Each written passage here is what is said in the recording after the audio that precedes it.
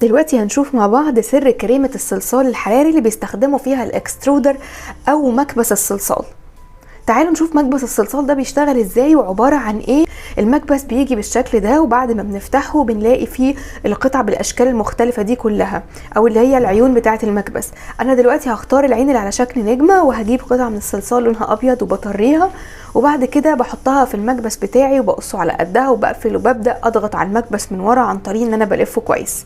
ده بيكون الشكل النهائي اللي بيطلع معانا، وبجد ده سر كريمة الصلصال الحراري اللي بنشوفها زي الكريمة الحقيقية بالظبط. بعد كده بنثبتها على اي حاجة عن طريق الغرس، او بنخليها لوحدها زي ما احنا عايزين، وبيكون ده شكلها النهائي.